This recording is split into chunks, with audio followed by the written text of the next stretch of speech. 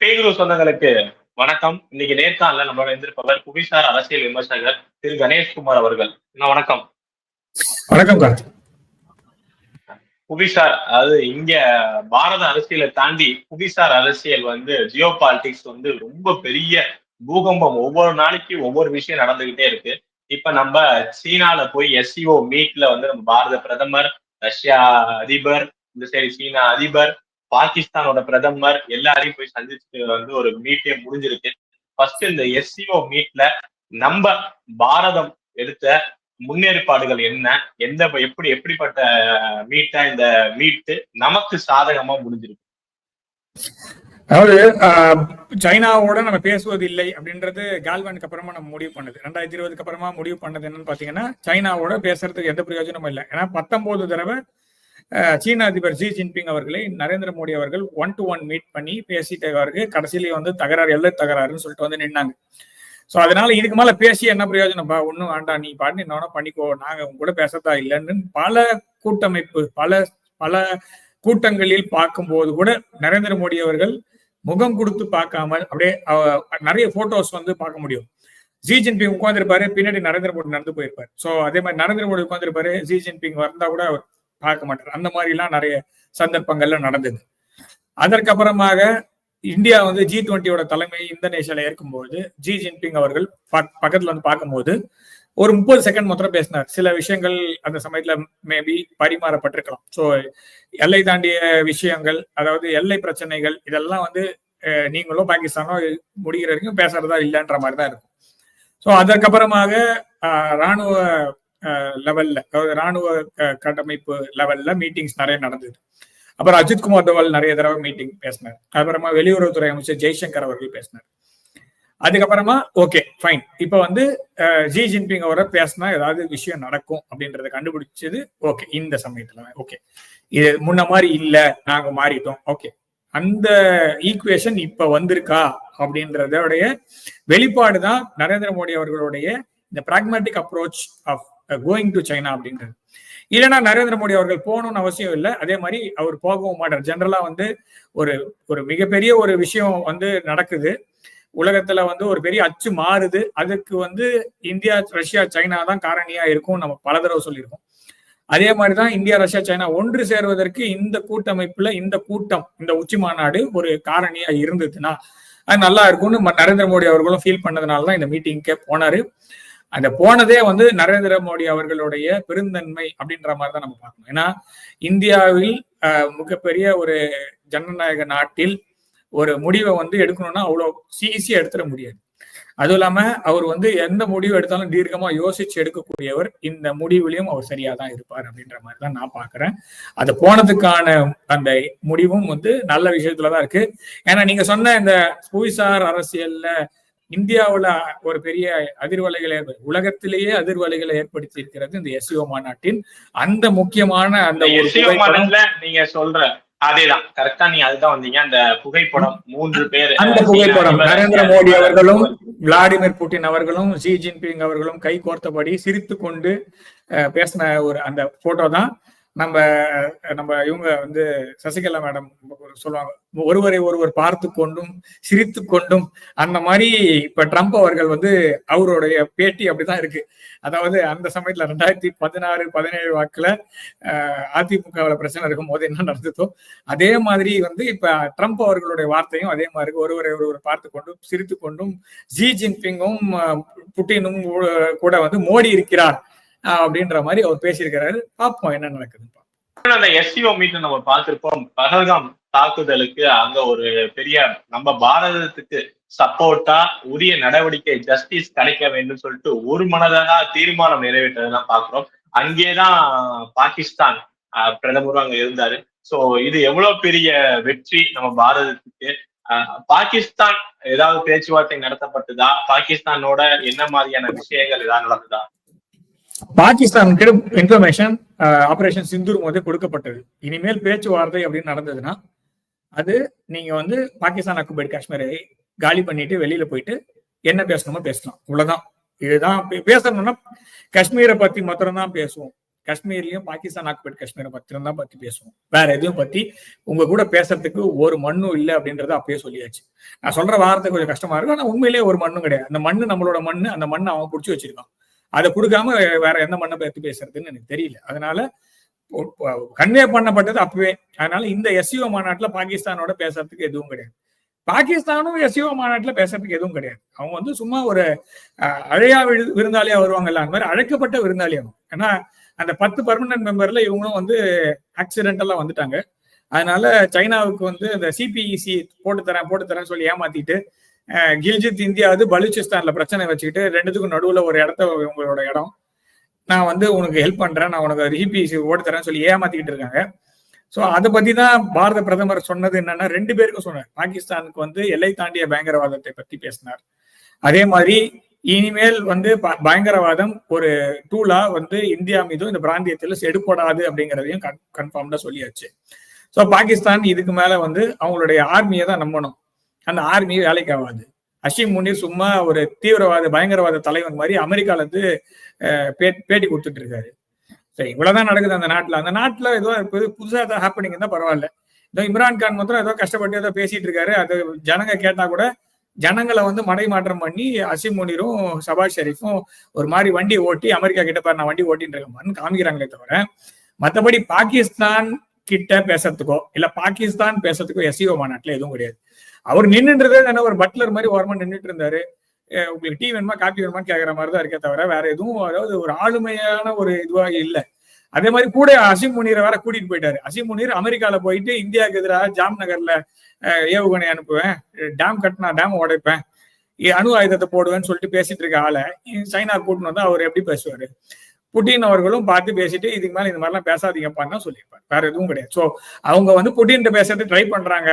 ஆனா புட்டின் அவர்கள் இந்தியாவுடன் தான் நிற்பார். இனிமேலும் இது வரைக்கும் நிற்கிறார், இனிமேலும் நிற்பார்.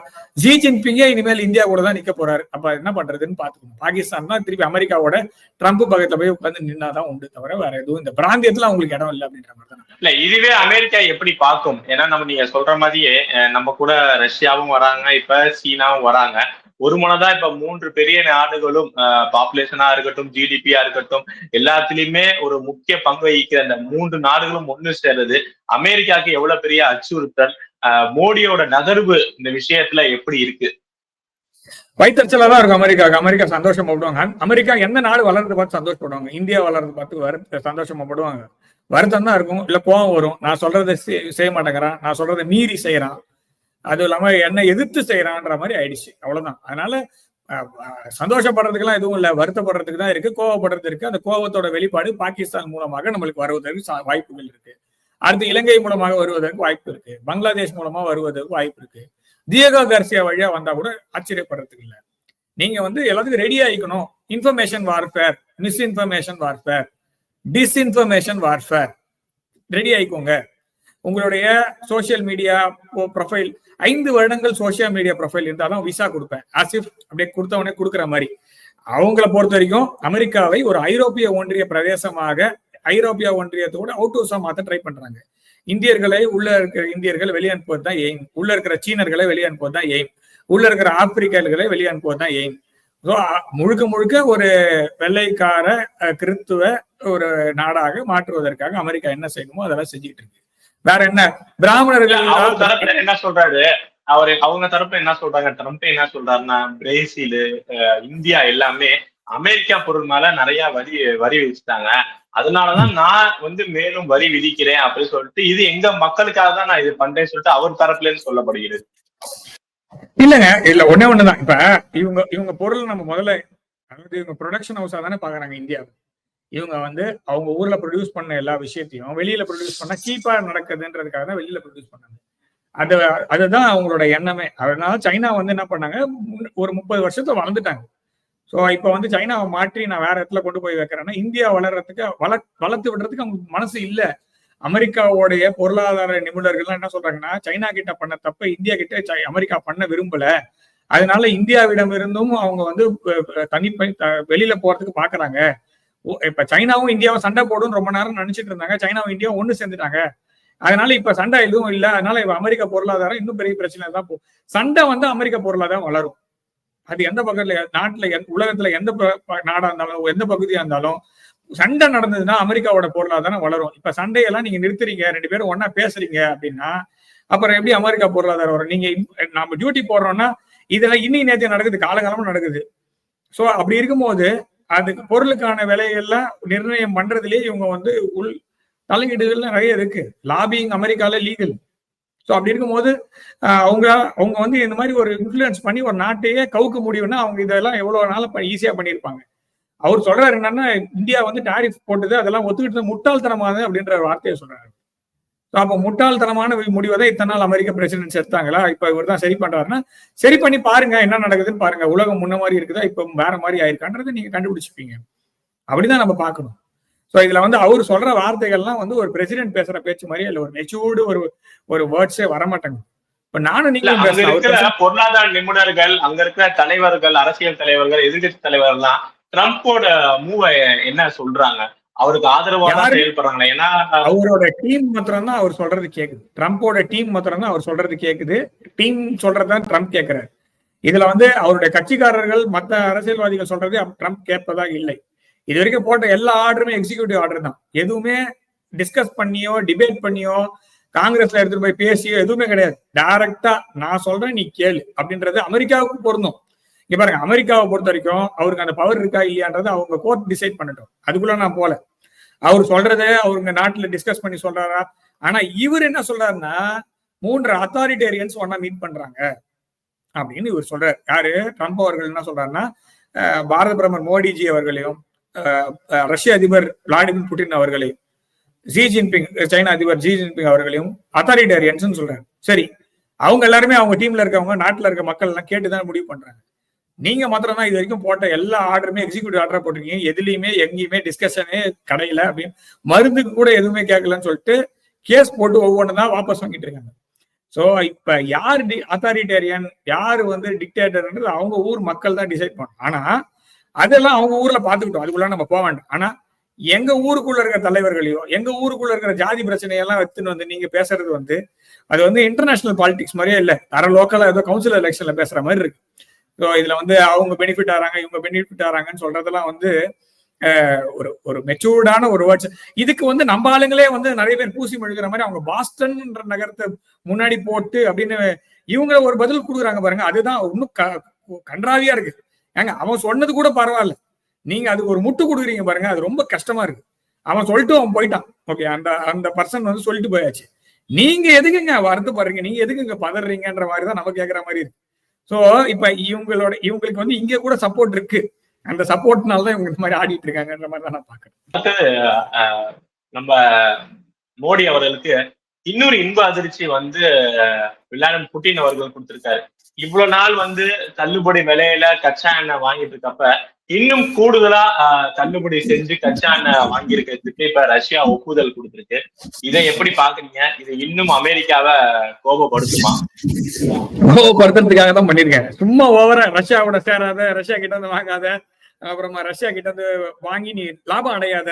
ஏங்க நாங்க நாடு நடத்துறோமா இல்ல உங்க அவுட் ஹவுஸ் நடத்திட்டு இருக்கோமான்ற மாதிரிதான் இருக்கு. நம்ம பேசுற வார்த்தையெல்லாம் அப்படிதான் இருக்கு, கஷ்டமா தான் இருக்கும் அவங்களுக்கு. ஆனா இதான் ஏங்க, இந்தியான்றது ஒரு சுதந்திர நாடு, ஒரு சாவரின் கண்ட்ரி. அதுல என்ன டெசிஷன் பண்ணணும்ன்ற பிரைம் மினிஸ்டர் இருக்காரு, பிரசிடென்ட் இருக்காங்க, பார்லிமெண்ட் இருக்கு, டிஸ்கஷன் போகுது. நடத்தாம இந்த வெளிநடப்பு போய் சமோசாவாத சாப்பிடுறாங்க. அது முதல்ல டிஸ்கஷன் ஒன்று நடக்குது இல்ல. சோ அந்த மாதிரியா புது பார்லிமெண்ட் வர கட்டியிருக்கோம். இதெல்லாம் எதுக்கு? அமெரிக்கால இருந்து ஒருத்தர் ஆர்டர் போடுவார், அதை அப்படியே செயல்படுத்துறதுக்காக வச்சிருக்கோம் நம்ம. அதுல செங்கோல் வேற எடுத்து போய் வச்சிருக்கோம் நம்ம. இதெல்லாம் எதுக்கு வச்சிருக்கோம்? நம்ம ஊர் மக்கள் நல்லா இருக்கணும்னு வச்சிருக்கோம். அமெரிக்க மக்கள் நல்லா இருக்கணும், அமெரிக்கா வந்து எண்ணெய் வித்து லாபம் அடையணும், இதுக்காக ஓட்டு போட்டோம் நம்ம எல்லாம். நம்ம ஊர் நல்லா இருக்கணும்னு ஓட்டு போட்டோம். அதே மாதிரி நம்ம ஊருக்கு யார் நல்லது செய்யறாங்களோ அவங்க நல்லா இருக்கணும்னு நம்ம நினைப்போம். ரஷ்யா கஷ்டப்படுது, ஆயில் வாங்கலாம், நான் போய் வாங்கிக்கிறேன். அப்ப ரஷ்யா வந்து ஆயில் எனக்கு நல்ல விலையில கொடுக்குறான்னா அது நட்புக்காக கொடுக்குறான், சகோதரத்துக்காக கொடுக்குறான். அப்படி இருக்கும்போது ரஷ்யாவோட நான் ஏன் பகச்சிக்கணும்? இன்னி வரைக்கும் ரஷ்யா இந்தியா விட்டு கொடுத்ததே இல்லை. ஆனா இது வரைக்கும் இந்தியா சப்போர்ட்டே பண்ணது இல்லை. சோ இப்ப கூட ஆபரேஷன் சிந்தூர் முடிஞ்ச கூட 7 விமானத்தை சுட்டி வீழ்த்தினார்கள்னு மொத்தம் பொதுவா சொல்றேன். அவ்வளவு காழ்ப்புணர்ச்சி இருக்கு உங்களுக்கு. சோ இப்படிப்பட்ட நாடோட நான் ஒன்னா சேர்ந்து ஒரு கண்டிஷன் சப்ளை அப்படின்னு ஒரு ஃப்ரெண்ட்ஷிப் வச்சுக்கிட்டு ஒரு ரிலேஷன்ஷிப்ல வச்சுக்கிட்டு இருக்கிறதுக்கு பதிலா அதே கண்டிஷன் டசன் அப்ளை, நான் உன்னுடைய நண்பன் அப்படின்னு ஒரு நாடு சொல்லுது. ரஷ்யா ஆயில் வேணுமா விலையில கம்மியா எடுத்துக்கோ, உனக்கு அமெரிக்கால விற்க முடியலையா இங்க வந்து வித்துக்கோ, மார்க்கெட்டே ஓபன் பண்ணி விடுறேன்னு ஒரு ஆள் சொல்றாரு, ஒரு நண்பன் சொல்றாரு. அப்ப நான் அதை எடுக்கிறதுக்கு கரெக்டா, அதை விட்டுட்டு நான் வந்து என்னைக்கோ கிடைக்க போற சக்கரை பொங்கல் அப்படின்னு சொல்லிட்டு அது அது வருமா வராதான்னு கூட தெரியாது. ஓகேவா? அது ஊசி போனதை கூட கொடுக்க போறாங்க இவங்க. அதுக்கு பதிலாக நான் இன்னைக்கு இருக்கிற இது ஓகேன்ற நான். ஸோ ரஷ்யாவோட டீல் வந்து நல்லது. அது ரஷ்யா வந்து நம்மள இன்னி வரைக்கும் விட்டு கொடுத்தது இல்ல, இனிமேல விட்டு கொடுக்க போறது இல்ல. Su-57 அப்படின்ற விமானத்தை இந்தியாவிற்கு தர ரஷ்யா தயாராகி இருக்கிறது. இந்த F-35 வந்து நின்றுது ஒரு 15 நாள் 20 நாள் நம்ம திருவனந்தபுரம் ஏர்போர்ட்ல, அந்த மாதிரிலாம் நிக்காது. அப்படியே பொத்து பொத்துன்னு டக்கன்ல உழற மாதிரி உழுது, அந்த மாதிரிலாம் உழாது. நல்ல விமானம் Su-57 அப்படின்ற விமானம் அப்படின்னு நம்ம எல்லா ஊர்லயும் பாத்துக்கிட்டு இருக்கோம். அந்த விமானத்தை இந்தியாவிலேயே ப்ரொடியூஸ் பண்ணி இந்தியாவிலேயே இந்தியால இருந்தே விற்கலாம், ரஷ்யாவுக்கும் கொடுக்கலாம், நீங்களும் வச்சுக்கோங்க. அது 5ஆம் தலைமுறை விமானம். அது வந்து இந்தியர்கள், அது ஆல்ரெடி எல்லாமே ரஷ்யன் விமானங்கள் தான் இந்தியர்கள் நிறைய இந்திய ஏர்ஃபோர்ஸ் பைலட் ஓட்டி பழக்கம்.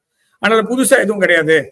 அதே மாதிரி நம்ப தகுந்த ஒரு டெக்னாலஜி இருக்கு அப்படின்னும் அது போகலாம்ல. அதை விட்டுட்டு நான் ஏன் இவங்க வந்து இந்தியாவும் ரஷ்யாவும் ஒன்னா இருந்தா என்ன, ஒன்னா இல்லைன்னா என்ன? இவங்களுக்கு இந்தியாவும் பிடிக்காது, ரஷ்யாவும் பிடிக்காது. இதுதான் உண்மை.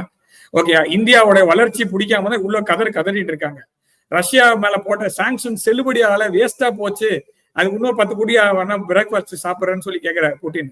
அந்த மாதிரி இருக்கிறதுனால இவங்களால ரெண்டுமே ஒண்ணு பண்ண முடியலன்றதுனாலதான் இவ்வளவு ஆத்திரத்துல இருக்காங்களே தவிர, இப்ப இதை மாறிட்டா அப்படியே இவங்க வந்து ஒன்னா சேர்ந்து இந்தியாவுக்கு அப்படியே வாரி வழங்கிட்டு போறாங்களா? கிடையாது. பாகிஸ்தானுக்கு தான் கொடுக்க போறாங்க. F-16 யார்கிட்ட இருக்கு? பாகிஸ்தான் இருக்கா இல்லையா? பங்களாதேஷ்ல இப்ப இவரை எப்படி உட்கார வச்சிருக்காங்க? முகமது யூசுப்னு ஒரு ஆளு, அவர் எதுக்கு உட்கார வச்சிருக்காங்க? சும்மா இவங்களோட பப்பட்டா உட்கார வச்சிருக்காங்க. சபாஸ் ஷெரீப் எப்படி ஜெயிச்சாரு? அசிம் முனீர், அதெல்லாம் விடுங்க. அசிம் முனீர் அமெரிக்கா மண்ணில இருந்து இந்தியா மேல அணுகுண்டு போடுவேன்னு சொன்னாரு. இது ஒரு ராணுவ தளபதி பேசுற பேச்சா? ஒரு third rated terror organisation chief பேசுற மாதிரி பேசியிருக்காரு. இதே வார்த்தையை தான் ஒசாமா பின் லாடன் அமெரிக்கா மேல பேசினது. அப்ப முதல்ல வாரான் டெரர்னு கொண்டு வந்தீங்க. இப்ப ஒரு பாகிஸ்தான் ஒரு நாட்டோடைய ராணுவ தளபதி இந்தியா மீது அணுகுண்டு வீசுவேன்னு சொல்லிட்டு உங்க ஊர்ல இருந்து பேசியிருக்கான். அப்ப அதுக்கு என்ன கண்டனம் பண்ணீங்கன்னா எதுவும் கிடையாது. டேம உடைப்பேன், ஜாம் நகர்ல இருக்க ஃபேக்டரியை தாக்குவேன், இதெல்லாம் வந்து ராணுவ தளபதி பேசுற பேச்சு மாதிரி இல்ல. லஷ்கர் இ தாய்பா அப்புறமா ஜெய்ஷி முகமதோட சீஃப் பேசுற மாதிரி இருக்கு. இந்த மாதிரி பேச்சை பேசி ஒரு ஆளை கூட்டுன்னு வந்து உட்கார வச்சு பிரியாணி சாப்பிட்டு பிரியாணி போட்டு தோல் மலகை போட்டு இஸ் எ வெரி குட் ஃப்ரெண்ட்னு சொல்ற ஒரு ஆள் கிட்ட வேற எப்படி பேச முடியும்? இந்தியாவுக்கு ரஷ்யா கொடுக்குதுன்னா நட்புனால கொடுக்கும், சகோதரத்தினால கொடுக்கும், இதுக்கு மேல கொடுக்கும். உனக்கு கோவம் வந்தா இன்னும் கொடுக்கும். அப்படிதான் புட்டின் அவர்கள் சொல்லியிருக்காரு. இந்தியா இப்படி டீல் பண்றது தப்பு, இந்தியா இப்படி டீல் பண்ணீங்கன்னா வேற மாதிரிதான் விளைவுகள் இருக்கும்னு அவரே சொல்லிட்டாரு. இன்னைக்கு அவர் சொல்லியிருக்காரு இந்த வார்த்தையை, இந்தியாவை நீங்க டீல் பண்ணது தப்பு, இனிமேல் பண்ணீங்களா இந்த மாதிரி ப்ராப்ளம் வரும்ட்டு. சோ பண்ற தப்பெல்லாம் நீங்க பண்ணிட்டு இந்தியா மீது ரஷ்யா மீது வருத்தப்படுறதுல எந்த பிரயோஜனமும் இல்லை. காணொலியில இந்தியான கேள்வியா நீங்க எப்பவுமே சொல்றதுதான், 3 நாடுகள் நம்ம சேரணும். சீனா, பாரதம், அப்புறம் ரஷ்யா. இந்த 3 நாடுகள் கண்டிப்பா சேர்ந்தாதான் நம்ம பெரிய அண்ணனா நினைக்கிற அந்த அமெரிக்காவோட இதை வந்து கண்டிப்பா பொத்து வச்சு கீழே இறக்க முடியும்னு. இப்ப அதற்கான சந்தர்ப்பம் வந்து அமைஞ்சிருச்சு, நம்ம பாக்குறோம். சோ இது எப்படி இருக்கும், குறிப்பா பாரதத்துக்கு இது எவ்வளவு பலன் கொடுக்கும், இந்த 3 நாள் சேரனால அமெரிக்காவுக்கு இது எவ்வளவு பெரிய பாதிப்பு உண்டாக்கும்? முதல் விஷயம், சைனா கிட்டையும் நம்ம சொன்னது என்னன்னா, நீங்க ரோடு போட்டிருக்கீங்கல்ல சிபிஇசி, அது எங்க ஊர்ல இருந்து போகுது அப்படின்னு சொல்லாம சொல்லிட்டாரு பாரத பிரதமர். உடனே வந்து நம்ம ராகுல் காந்தி சொல்ற மாதிரி இந்த சரண்டர் கிரண்டர் எல்லாம் பேச்செல்லாம் எடுத்துன்னு வராதிங்க. ஏன்னா சொல்ல வேண்டிய விஷயத்த SCOல சைனாவோட மண்ணில இருந்துட்டு நாங்க ஒரு ரோட் போட்டிருக்கோம், international north south transport corridor. அது எந்த ஊருடைய ஒருங்கிணைந்த பகுதியும் பிரச்சனை பண்ணாம போட்டிருக்கோம். அந்த மாதிரி ரோடெல்லாம் போடுறதுன்னா இனிமேல் அந்த மாதிரி யோசிச்சு போடுங்க அப்படின்றத பாரத பிரதமர் சொல்லியிருக்காரு. அதனால அது சொன்ன விஷயம் யாருக்கு சொன்னாங்கன்னா சைனாக்கு தான் சொல்லியிருக்காங்க. ஏன்னா கில்ஜித் பால்டிஸ்டான்ற இடம் வழியா தான் சிபிஇசி போக முடியும் சைனாவுக்கு. எனக்கு தெரிஞ்ச வரைக்கும் சைனாவுக்கும் பாகிஸ்தானுக்கும் லேண்ட் பார்டர் கிடையாது. ஓகேவா? இந்தியாவுக்கும் சைனாவுக்கும் திபெத் மூலமாக லேண்ட் பார்டர் இருக்கு. சப்போஸ் சைனாவுக்கு பாகிஸ்தான்ல ஏதாவது போகணும்னு நினைச்சா கடலை சுத்தி போகலாம், இல்ல ஆப்கானிஸ்தான் வழியா தஜிகிஸ்தான் வழியா போகலாம், இல்ல பாரதத்தின் வழியாக திபெத் வழியா போகலாம். இப்படிதான் ரூட். அதை விட்டுட்டு நீ ரோடு போடுவேன் அந்த இடம் அவந்துன்னு சொல்லி ஆட்டையை போட்டு வச்சிருக்கான். UK US உடைய ஹெல்ப்னால அந்த கில்ஜித் பால்டிஸ்டான்ற இடம் வந்து புடிச்சு வச்சுக்கப்பட்டது. என் ஊரு, என் லேண்டு, அதை டென்ட் போட்டு வந்திருக்கான். அந்த லேண்டை பத்தி கரெக்டா சொல்லணும்னா அந்த லேண்ட் இல்லாம இவங்களால சிபிசி போட முடியாது. அதான் பாரத பிரதமர் சொல்லிட்டார் கிளீனா. அதே மாதிரி நாங்க இன்னைக்கு பேச்சுவார்த்தை நடத்துறோம், நம்பிக்கையின் அடிப்படையில பேச்சுவார்த்தை நடத்துறோம். நாளைக்கு நீங்க மாறிட்டீங்கன்னா திருப்பி மாறிதான் போகும். அதனால இது தொடரணும் அப்படின்னா நீங்களும் அந்த நம்பிக்கையை காப்பாத்துங்க, நாங்களும் அந்த நம்பிக்கையை காப்பாத்துங்க. அப்படிதான் வந்து இந்த பேச்சுவார்த்தை ஆரம்பிச்சிருக்கு. இது வந்து தொடரணும்னு நான் வேண்டிக்கிறேன். இத கெடுக்கிறதுக்கு பல சக்திகள் ட்ரை பண்ணுவாங்க. இது அப்படியே தொடரணும். இது எந்த பிரச்சனையும் இல்லாம அடுத்த ஒரு 10 வருஷத்துக்கு 15 வருஷத்துக்கு இருந்ததுன்னா நம்ம பேசுறது அடிக்கடி இந்த நியூ வேர்ல்டு ஆர்டர்ன்றது நடக்கும். அது வந்து நடுவுல திருப்பி சில பேரோட ஈகோனாலேயோ சில பேர் பேராசையோனாலோ ஏதாவது நடந்துச்சுன்னா பெரிய கஷ்டமா தான் போகும். நடக்கணும் அப்படின்றது என்னுடைய ஆசை. அது நான் திருப்பி சொல்றேன், அது நடந்ததுன்னா இந்தியாவுக்கும் சைனாவுக்கும் பார்டர் டிஸ்பியூட் சால்வ் ஆகணும். சின்ன பிரதேசங்கள் அப்படின்றதுனால அதை விட்டாங்கன்னா கஷ்டம். நியாயப்படி உலகத்துல ஒரு ஆர்டர் இருக்கணும். அந்த ஆர்டர் இப்ப இல்ல. அந்த ஆர்டர் வரணும் அப்படின்னா இந்த 3 நாடுகள் ஒண்ணு சேரணும் அப்படிங்கறதா என்னுடைய எண்ணம் அப்படின்றத நான் நிறைய ஃபோரம்ல வச்சிருக்கேன். ஓகேவா? ஏன்னா ஒரு கிளாஸ் லீடர் தப்பு பண்ண முடியாது. அந்த கிளாஸ் லீடர் தப்பு பண்ணா என்ன நடக்கும்ன்றத இப்ப நம்ம உலகத்துல பார்த்துட்டு இருக்கோம்.